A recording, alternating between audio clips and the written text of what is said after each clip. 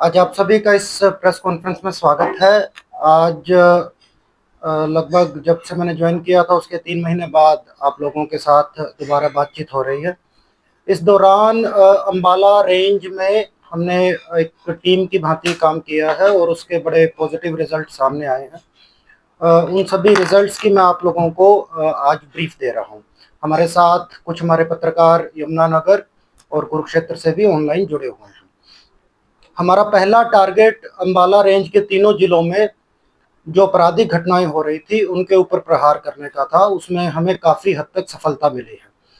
हमारी अंबाला की जो तीनों क्राइम यूनिट्स थी उनको हमने अपग्रेड किया और उनका एक उचित तालमेल हमारी एसटीएफ यूनिट के साथ भी किया। उसका नतीजा ये निकला कि पिछले कुछ महीनों में हमें काफ़ी इस तरीके के टारगेट मिले जो संगठित अपराध में इन्वॉल्व थे और उन पर हमने एक्शन भी लिया। पिछले 3 महीने में जहाँ तक डाटा की बात है, हमने 75 ऐसे अपराधियों को गिरफ्तार किया है जो हीनियस क्राइम में इन्वॉल्व थे और गैंगस्टर्स एक्टिविटी में इन्वॉल्व थे। इनमें से कुछ एक काफ़ी कुख्यात अपराधी भी थे, उनका पुलिस के साथ एनकाउंटर भी हुआ और 14 ऐसे अपराधी थे जिन्हें इस एनकाउंटर में गंभीर रूप से चोटें आई है, जो नॉर्मली गोली उनके जो लगी है उनसे उनके आई है, क्योंकि जब इनको पकड़ रहे थे तो इन्होंने पुलिस पार्टी पर फायर किया। इसी श्रृंखला में हमारे इन एनकाउंटर्स की श्रृंखला में 2 कुख्यात हमारे अपराधी मारे भी गए।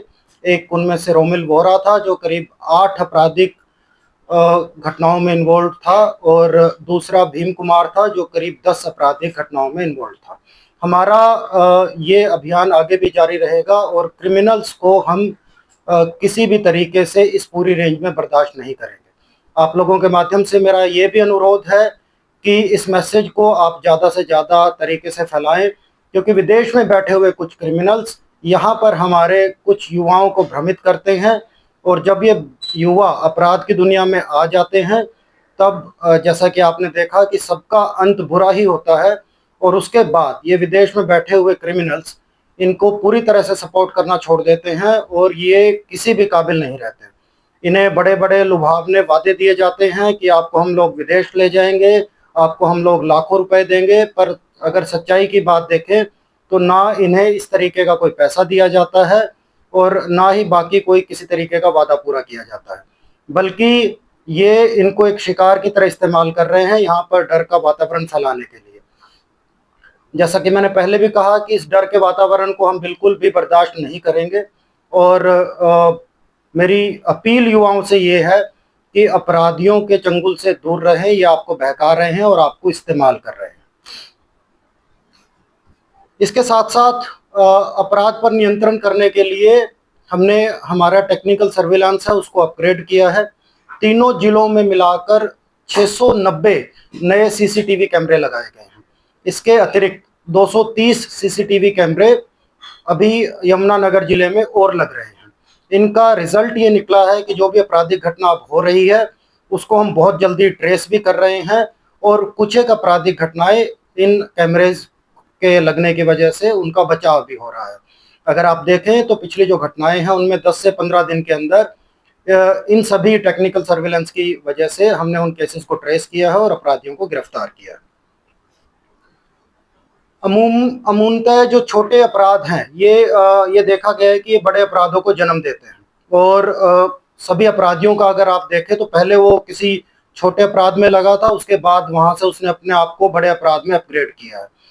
तो इस तरीके के जो संगठित छोटे अपराधों के अड्डे चल रहे थे उन पर एक तरीके से प्रहार किया है और पिछले कुछ दिनों में अगर मैं सिर्फ डाटा की बात करूं तो हमने स्पेशल टीमें तीनों जिलों में बनाई थी।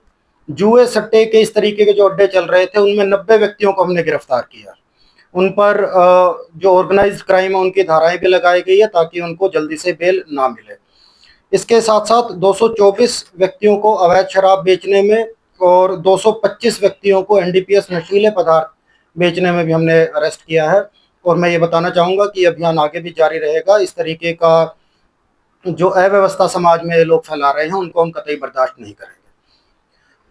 सड़कों पर न केवल अपराधी बल्कि बाकी भी लोग जो एक अव्यवस्था फैलाते हैं उनके खिलाफ भी एक ड्राइव हमने चलाई, और इस तरीके के व्यक्ति जो विदाउट नंबर प्लेट की मोटरसाइकिल चलाते हैं, काले शीशे की गाड़ियां चलाते हैं या अपनी मोटरसाइकिल से आवाज़ें निकालते हुए जाते हैं, इन पर काफ़ी सख्ती पिछले 1 या 2 महीने में हमने दिखाई है। उसका रिजल्ट ये निकला है कि 9,400 चालान हमने ऐसे व्हीकल्स के किए हैं जो विदाउट नंबर प्लेट थे, तीनों जिलों के मिलाकर।